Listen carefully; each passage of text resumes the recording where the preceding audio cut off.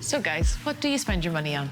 I usually spend my money on food or going shopping with my friends or some sort of activity to do with them or even an activity for myself. I tend to spend my money sometimes on the latest trends, or sometimes I spend my money on what my friends are buying.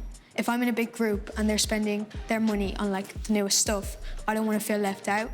So sometimes I spend my money on what they're buying. When you see your friends buying things, what makes you kind of go from, I didn't even know that existed, to, actually, I really want that? Do you know what that is? Just trying to fit in, I guess. Like, especially in this day and age when you have social media, sometimes, especially for teenagers, it's a bit difficult to try and find who your people are and what you want to be interested in, and sometimes the easiest thing to do is to follow the crowd. So I guess that can kind of be difficult. So do you guys have any questions for me to help you spend your money better or get better with money? My friends and people around my age, we don't talk about money, but I feel like I should. And I don't know, should I talk about money? Yes, absolutely yes. Money is one of those things that no matter what you do in life, what career you choose, where you go, money is part of every single thing that we do. It's how we get things, it's how we show generosity, it's how we protect ourselves, it's how we build our lives, it's how we get all those things. So the more you talk about money, the better. So if you can, with your parents, with your friends, even if it's something simple like, oh, I only have this amount today and we're all heading out to have food or go bowling or whatever it is. And I can pretty much guarantee you everybody in your group is going to be, I only have this amount of money as well. And then it makes it okay. And what you're doing actually is something really nice, because you're giving your friends permission to be okay to not have loads of money. So have that conversation. And also it helps that, let's say something happens and you do buy something and you realize, oh, it wasn't as good as what you thought, or it was a bit of a waste of money. We're all going to make mistakes when it comes to money. And instead of kind of holding it inside and saying, oh, I'm not good at this, I can't do it, I'm never going to be any good at this, money is just not for me. By having that conversation, say, oh, I bought this thing, I'm just going to own it. It was a bit rubbish and it was a total waste of my money. And make it fun and make it interesting and make it okay to make mistakes. Not just for your age group, but for everybody. We all make mistakes with money and we're all learning. But the more we talk about it, the easier it is and the less harsh we hold our mistakes to be. Why should I bother learning about money now? Can I not just learn about it as I go along? Yes, that's a really good question, because I suppose you're studying and you're learning all different languages and math, and there's a structure to the syllabus, and you kind of go, well, I need to learn this for a reason because it's going to help me get my job, it's going to help me do all these different things. But money kind of seems to be there in the background, and not many people are doing a specific class called money. So you kind of go, well, look, I'll figure it out as I go along. There's plenty of other things happening now. But if you learn about money now, it's going to be one of the best skills you're going to ever teach yourself. And particularly if you start learning early, like learning a musical instrument early, you get really good at it, becomes easy, and you do it without even thinking about it. You become a master, an expert in that. So if you learn about money early and you learn how to save early, you learn how to maybe not impulse buy as much and think about where you want your money going and put you in the driver's seat of your money, you're going to be much more proficient at it. So it'll be like when you get older, if you want to join a band and you already know an instrument, it's easy peasy. Whereas if you learn about money early and you manage it better and you have your savings and all those good things, when it comes to having your first job or you want to travel the world or whatever it is, money's going to be easy. So if you learn about it earlier and give it that bit of practice and that bit of time and be patient with it and be patient with yourself, it's going to be easy peasy throughout your life. But sometimes if you're learning it as you go, it can be a little bit more stressful and a little bit harder. So it just makes your life easier, I suppose. I feel like money can be a little bit scary, as my parents pay for most of my stuff right now, but I wonder how I'm going to pay for those things when I'm older. You wouldn't be alone with that, because when it comes to money, it can seem like a big daunting thing because it's such a big part of all of our lives, every single aspect of our lives. But I suppose if you start thinking about money in a way that it's a skill, it's a thing you learn over time. And that's actually one of the big secrets when it comes to money. Because when you understand it's a skill, so it's a skill like when a baby starts learning to walk and talk, or if you're learning a subject in school, like you wouldn't be expected to rock on in the first day of science class and be able to sit the exam at the end of the year. You have the entire year to learn that stuff. So when it comes to money, it's the same type of thing. You start off, you'll have your maybe first paycheck or your first job or your first bit of proper birthday money that you can spend, whatever it is. And that's when you'll start making maybe little mistakes. It's where you start learning. And it's that practice. As you get better, it gets easier and easier and easier. So no matter what, keep in the back of your mind is a skill that you learn over time. And it's okay to make mistakes. It's okay to not know everything at the beginning. But like everything else, you learn it, like riding a bike, like driving a car, you learn it over time. And then you get to a point where it's easy and you can just get on your bike and cycle. You can just go in and sit the exam because you've put the practice in. So pace yourself, be kind to yourself, acknowledge mistakes are okay, and you'll get there. When I met my friends, they're buying cool things. I'd like to, but I only have a certain amount of money.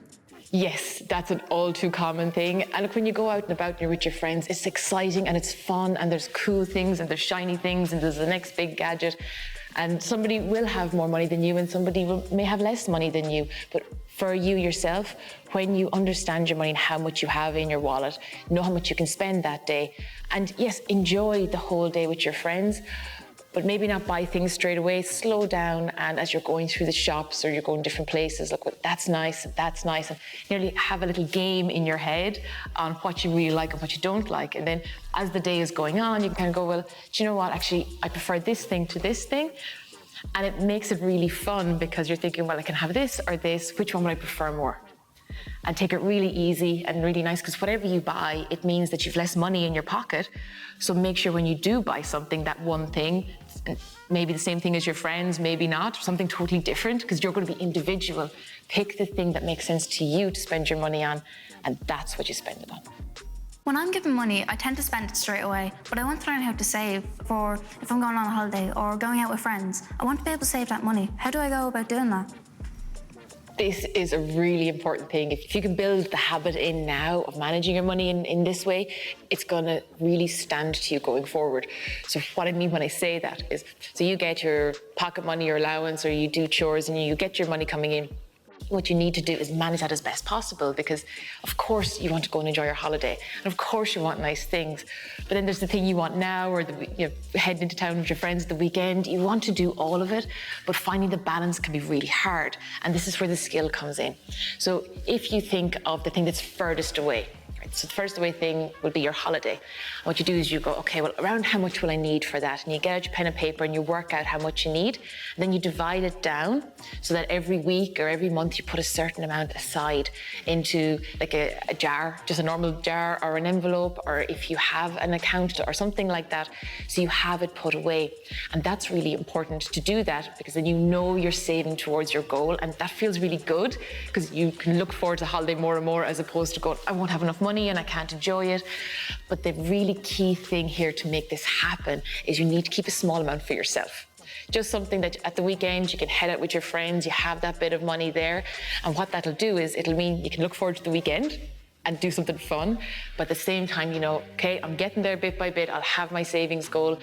And if you can do that now, it'll stand to you forever, because money doesn't get much harder than that. It's that rinse and repeat technique, and you're going to feel so good when you do that.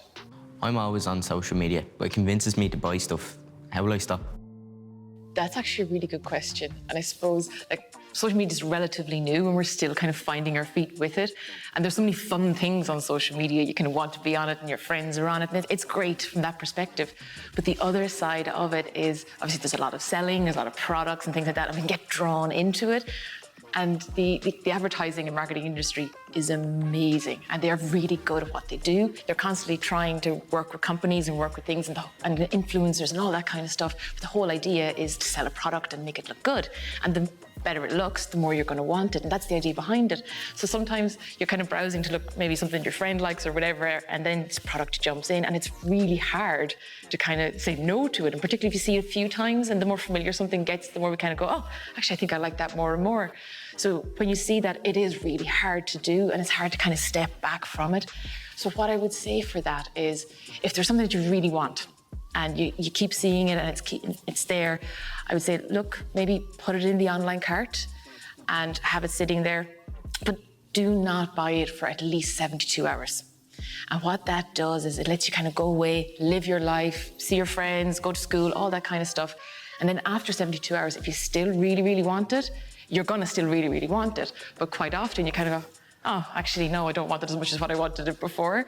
So that's a really nice way. And another way of kind of looking at it as well is, yes, there are so many different things you can buy and there's so many different demands on your money and you only have a certain amount of money. So you can kind of say, okay, well, I can't have everything in the world. So what do I really, really want? And it might even be like if you're into clothes or books or whatever it is, just write down the top couple of things that you want or need and have them kind of in your head or on your phone or whatever. And when you see these things popping up and you kind of, oh, I'd really like to buy that thing. Well, you go, well, is it on my list to buy? And if I buy this thing, then I won't be able to get this other thing that I really want. So it's getting to slow down. And what that does is it puts you in the driver's seat of your money and it makes you decide, well, I'm an individual, I'm me, so I'm going to choose the things that I want to buy. When I start earning money, what do you think I should do with it? First and foremost, when you start earning money, and the earlier you start this, the better, and that is understanding where your money is going and what it's doing and why it's doing what it's doing. So when I say that, what I actually mean is tracking your spending. And even though you mightn't kind of have regular money coming in yet, you may or may not have pocket money, or you may have a part-time job or something like that. When your money comes in, look at how much you have coming in, know what that is and how much you have in savings and things like that. But then when you are spending money, what I want you looking at is where are you spending it? Is it going out with your friends? Is it on books? Whatever it is, and just make sure you understand where your money is and how much you have left over. So if you're paying for your phone bill or something like that, make sure you have that money aside for your phone every month, and then the rest you can save a bit and the rest you can spend it. But the main thing is to understand where it's going and what you're doing with it. And that is the very beginnings of budgeting. And if you budget now early and you learn that habit now and early, it's going to be so much easier when life moves forward and you have a lot more things going on and you're going to college and having your job and things like that. But number one, no matter what, know where your money is going. Last year I got my first job, and when I looked at my payslip, there was a lot of money missing. I was wondering what that is and why that happened. Yeah, there's a really big transition when it goes from your parents kind of giving you pocket money or you get money for your birthday and things like that, right up onto getting your first job. And when you get your first job, you're going to be experiencing for the first time this lovely thing that we have called tax. Tax in itself is not a bad thing, but my guess is when you got that first paycheck, you were put on emergency tax. And emergency tax is basically the revenue's way or the government's way of making sure that they get enough tax from you. Now, you will get any money that's due back to you, but they don't know if maybe you worked a job earlier in the year or there's other kind of outstanding things there. So sometimes if they don't know your history or your work history or your tax history, they'll put you on emergency tax, which is a higher level. So most likely you saw a bigger chunk of your money going out than expected. And that can be a fright for people because you work so hard to earn this money. It's your first paycheck, you're expected to come in, and next thing, half it seems to be missing on you. So if you are starting at your first job, if you can, give a call to revenue and just tell them, this is my first job, give them your details, your stats, and you might be able to avoid emergency tax full stop.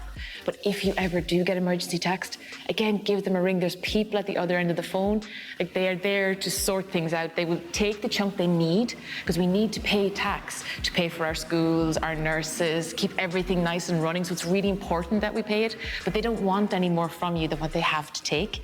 So it's really important, your parents or yourself, just to give them a call, explain your situation, get it all sorted. But yes, tax will always be taken out, absolutely, but it's just to make sure that the right amount is taken out. What is a loan? And what should I get one for? So when it comes to loans and when it comes to borrowing, there's a few things I want you to kind of consider, because in many ways, if you can avoid borrowing at all, it's really important, because when you do borrow money, it's money that you have to pay back, and it's money you pay back with interest, so it's extra money on top of that. So you have to pay back maybe a lot more than what you already took out.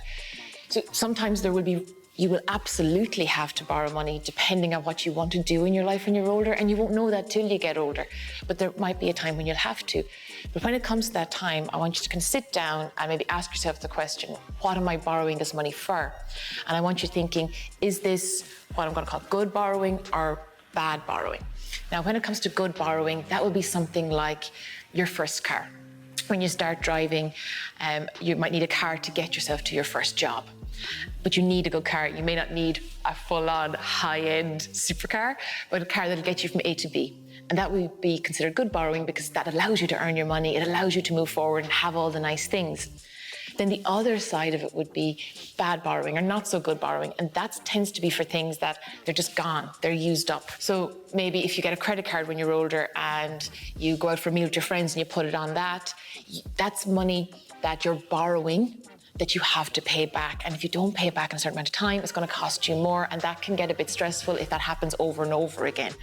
So borrowing money can be really useful because it'll move you forward if you're really clever with it, and you will be really clever with it. But make sure you think about what you're borrowing the money for. What's the difference between a credit card and a debit card? That's a very clever question. The difference between a credit card and a debit card, they're very distinctly different. But sometimes people can get a bit confused between them because for all intents and purposes, they look like the same thing. They're both plastic rectangles and they both sit in our wallets and they both get tapped in the exact same way. But what's behind them is very different. So with your debit card, that would be the normal card you get with your current account. And it's usually the first card you get. But to use that, you need to have money in your account. And you can only ever spend what is in your account at any given time. So unless you have something like an overdraft, you only ever have that amount that's in there. So you need to have the money earned, saved, everything in there before you can use it. When it comes to a credit card, it's a very different animal altogether. What a credit card is, it's basically acts for all intents and purposes like your debit card, but you're using somebody else's money when you put something on that credit card. So it's what's called a line of credit, and you'll have a certain limit on a credit card. So when the bank or the institution issues it to you, it'll say you can spend up to this amount of money. But when you're spending up to that amount of money, it's money you're basically borrowing.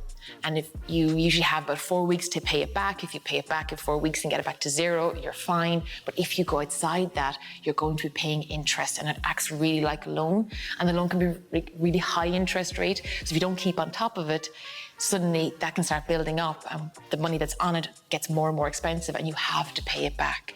So while they look and in many ways act the same, debit card is money you've earned already, it is yours. The credit is money you're borrowing from somebody else. And it's just when you start thinking like that, then you can start making decisions which is the best one to use. But in general, nearly every single one of your purchases should be on your debit card. But if you need to, in certain circumstances, maybe a credit card is useful, but make sure you pay it off because it's not your money.